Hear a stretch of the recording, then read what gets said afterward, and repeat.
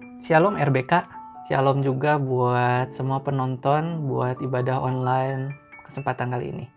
Saya mau mengucapkan selamat hari Jumat Agung dan juga selamat hari Paskah buat kita semua. Kita mau sama-sama coba di firman kali ini mengulas kembali, mengingat kembali akan kematian dan kebangkitan Tuhan Yesus. Mari sebelum kita memulai firman hari ini, kita mengawali dalam doa. Bapa, kami mengucap syukur buat segala kebaikan-Mu dalam hidup kami. Apapun kondisi kami mau percaya Tuhan bahwa Engkau baik buat setiap kami.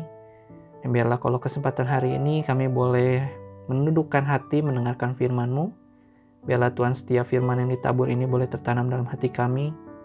Engkau juga yang mengurapi hamba-Mu yang akan menyampaikan firman. Biarlah otoritas-Mu yang menguasai hatiku, otoritas-Mu, kuasa-Mu yang menguasai hati dan pikiranku, sehingga setiap firman yang disampaikan itu boleh berkenan di hadapan-Mu. Terima kasih Tuhan, hanya dalam nama-Mu ucap syukur. Amin. Nah, mari kita sama-sama mau baca ayat di Alkitab kita di Yesaya 53 ayatnya yang ke-12. Yesaya 53 ayatnya yang ke-12, saya coba bacakan buat kita semua.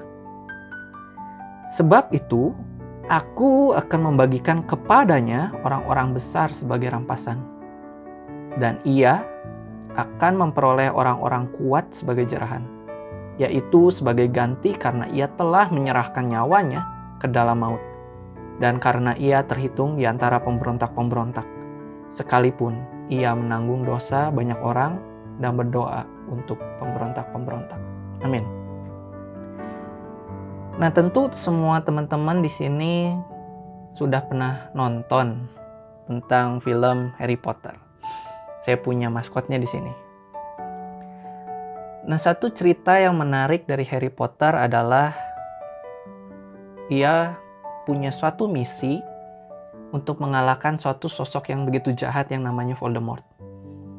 Tapi untuk mengalahkan Voldemort ini, dia perlu menghancurkan beberapa barang. Kenapa menghancurkan barang? Karena Voldemort itu berusaha mengabadikan pribadinya, mengabadikan nyawanya dengan membagikan nyawanya di benda-benda yang sulit untuk dicari. Jadi tugas Harry Potter adalah menemukan barang dan menghancurkan barang itu. Nah, yang menarik di bagian akhir dari film Harry Potter, kita tentu sadar bahwa kemenangan Harry Potter melawan Voldemort tidak sepenuhnya bergantung pada Harry Potter itu sendiri. Kita mau lihat ada satu pribadi yang kalau kita lihat sebenarnya biasa saja dan tidak terlalu menonjol di dalam sekolahnya. Siapa pribadi itu? Dia bernama Neville Longbottom. Pribadinya sangat sederhana, kemampuannya biasa saja, tapi ia punya hati yang baik. Ia benar-benar berjuang dengan tulus, dan tindakan akhirnya sangat membantu Harry Potter menang melawan Voldemort. Nah, apa hubungannya dengan firman kali ini? Kita lihat pribadi Neville Longbottom ini sangat serupa dengan Tuhan Yesus kalau kita perhatikan. Kalau kita tadi sudah baca Yesaya 53 ayat 12, kalau kita lihat perikopnya itu mengatakan hamba Tuhan yang menderita, atau yang dimaksud adalah Tuhan Yesus. Yesaya 53 ayat 1 berkata demikian, "Siapakah yang percaya kepada berita yang kami dengar, dan kepada siapakah tangan kekuasaan Tuhan dinyatakan? Sebagai taruk ia tumbuh di hadapan Tuhan, dan sebagai tunas dari tanah kering. Ia tidak tampan dan semaraknya pun tidak ada sehingga kita memandang dia. Dan rupa pun tidak sehingga kita menginginkannya."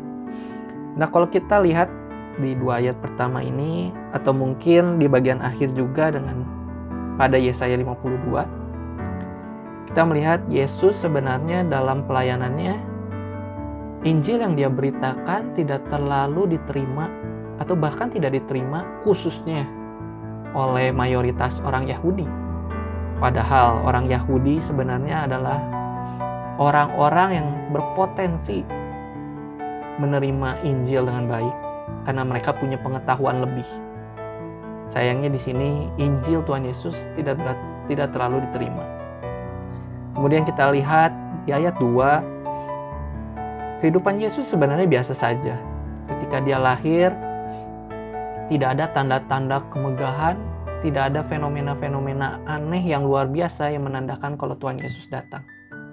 Ia hanya lahir di suatu kandang dengan tanda yang sederhana. Kemudian ia dikatakan tumbuh sebagai taruk di hadapan Tuhan dan sebagai tunas dari tanah kering. Artinya ketika dia tumbuh, ia sebenarnya hanya orang biasa. Bahkan mungkin tidak dilihat oleh orang-orang sebagai orang yang berpotensi menjadi Mesias. Kita lihat ia tidak tampan, semaraknya pun tidak. Sehingga saking biasanya Tuhan, maka orang di sekitarnya pun tidak memandang dia dan tidak menginginkan dia. Kalau kita baca ayat berikutnya, Tuhan Yesus diceritakan penuh penderitaan. Kita membayangkan Mesias atau sosok pahlawan yang hidupnya begitu menyenangkan, hidupnya begitu mewah, ataupun hidupnya diakhiri dengan happy ending. Tapi kita tahu betul, menurut Alkitab, Tuhan Yesus harus menderita. Tuhan Yesus harus mati, bahkan di tengah-tengah orang-orang berdosa.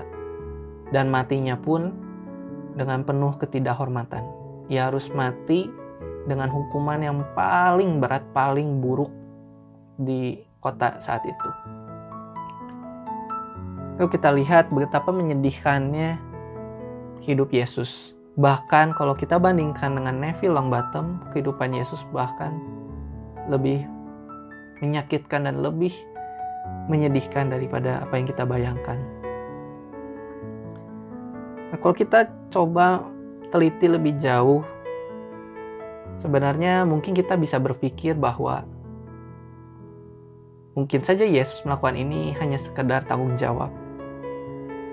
Tapi kita perhatikan di Roma 5 ayat 7-8, ayat ini mengajarkan kita bahwa kasih yang Yesus berikan buat kita itu benar-benar di level yang berbeda. Sebab tidak mudah seorang mau mati untuk orang yang benar. Tetapi mungkin untuk orang yang baik ada orang yang berani mati. Akan tetapi Allah menunjukkan kasih-Nya kepada kita oleh karena Kristus telah mati untuk kita ketika kita masih berdosa. Nah, kalau kita lihat di sini, akan tetapi Allah, artinya bahwa kasih-Nya Yesus, kasih-Nya Allah, itu berbeda dengan kasih seorang yang mau mati untuk orang benar.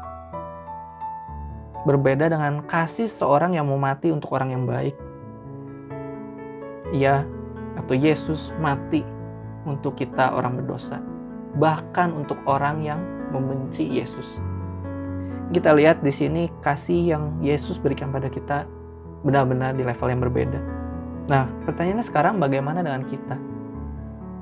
Sudahkah kita benar-benar mengerti, benar-benar paham kematian dan kebangkitan Yesus buat hidup kita? Sudahkah kita benar-benar menganggap bahwa apa yang Yesus lakukan itu benar-benar berarti buat hidup kita? Ibrani 12 ayat 2 mengatakan, marilah kita melakukannya. Apa yang kita lakukan? Kita mengejar iman yang lebih lagi dengan mata yang tertuju kepada Yesus yang memimpin kita ke dalam iman dan yang membawa iman kita itu kepada kesempurnaan, yang dengan mengabaikan kehinaan tekun memikul salib, ganti sukacita yang disediakan bagi Dia yang sekarang duduk di sebelah kanan tahta Allah. Nah, kalau kita bertanya kemudian apa yang bisa membuat saya benar-benar terpicu untuk mengikut Yesus? Caranya gampang. Ketika kita baca di sini, firman Tuhan berkata, ganti sukacita yang disediakan bagi Dia. Kalau kita paham apa itu sukacita yang Allah berikan kepada Yesus, kita bisa jadi, atau bahkan saya yakin kita semua terpicu dan mau untuk datang kembali sama Tuhan. Apa sukacita yang disediakan bagi Dia? Apa motivasi Yesus yang begitu besar sehingga ia mau merelakan hidupnya berkorban buat setiap manusia yang bahkan gak layak, bahkan yang membenci Yesus sendiri? Jawabannya ada di Yesaya 53 ayat 12 yang kita telah baca. Saya coba bacakan dalam versi bahasa Indonesia masa kininya. Dengan rela ia menyerahkan hidupnya dan masuk bilangan orang jahat. Ia memikul dosa orang banyak dan berdoa supaya mereka diampuni. Maka ku beri dia orang banyak sebagai hadiah dan ia mendapat bagian bersama orang-orang benar. Kalau teman-teman sadar, jawaban dari pertanyaan apa sukacita yang Tuhan dapat ketika dia sudah mati di kayu salib dan bangkit? Jawabannya adalah Anda dan saya. Kita semua bukan sekedar orang yang sudah percaya Yesus setelah lahir, tapi bahkan setiap orang yang belum percaya sama Yesus. Itulah sukacita Yesus yang terbesar. Itulah hadiah yang Yesus tunggu-tunggu setelah ia berhasil menuntaskan tugasnya di atas kayu salib. Nah, kalau kita benar-benar sudah yakin bahwa Yesus mati buat kita, maka saya percaya kita tidak akan pernah takut untuk datang kembali pulang pada Bapa. Ketika kita merasa diri kita sudah semakin berdosa, kita benar-benar tahu bahwa kita perlu Tuhan. Percayalah, kalau kita adalah hadiah terbaik yang Tuhan ingin dapatkan, kenapa kita harus takut untuk pulang? Ayat di firman berkata juga, ia tidak pernah malu mengakui kita sebagai saudara dan sebagai anak. Kenapa kita begitu malu datang sama Tuhan? Jangan biarkan intimidasi dosa dan intimidasi iblis menguasai hidup kita. Dan juga jangan biarkan keluar biasaan pengorbanan Yesus menjadi biasa ketika seiring berjalannya waktu. Kita adalah manusia pelupa yang harus terus mengingat betapa dahsyatnya Yesus dalam hidup kita. Ketika kita sudah tahu kita berdosa, kita datang kembali kepada Tuhan. Dalam setiap hidup kita selanjutnya, kita harus terus ingat Tuhan. Karena satu-satunya penopang hidup kita adalah Yesus. Dialah motivasi terbesar kita untuk datang kepada Tuhan, punya hidup kudus, hidup benar sesuai dengan kerinduan Bapa. Jangan biarkan kematiannya sama seperti kematian orang-orang yang mungkin tidak berarti buat kita. Ketika orang-orang itu mati, kita akan melupakannya. Jangan biarkan kematian Yesus berlalu begitu saja. Terakhir, saya ingin mengingatkan, mari mulai mengejar iman yang lebih. Dan kemudian kejar apa yang jadi kerinduan terbesar Tuhan dalam hidup, yaitu menjangkau jiwa. Teman-teman, di kondisi yang saat ini yang membuat kita penuh keterbatasan, saya percaya ini kesempatan kita untuk membangun hubungan yang lebih baik dengan Tuhan. Dan ketika Tuhan boleh mengizinkan badai ini berlalu, masalah di dunia ini berlalu, mari kita sama-sama kembali ke rutinitas hidup kita dengan satu motivasi baru, bahwa kita hidup harus menjangkau teman-teman kita yang belum percaya pada Yesus. Amin. Mari kita tutup dalam doa. Tuhan, terima kasih buat kasih karunia-Mu. Hamba-Mu telah selesai menyampaikan firman. Biarlah firman ini Tuhan boleh kami renungkan siang dan malam. Firman ini boleh menegur dan membangkitkan gairah kami untuk kembali lebih serius lagi mengikut Engkau, Tuhan. Terima kasih Tuhan, terima kasih Yesus atas segala kebaikan-Mu.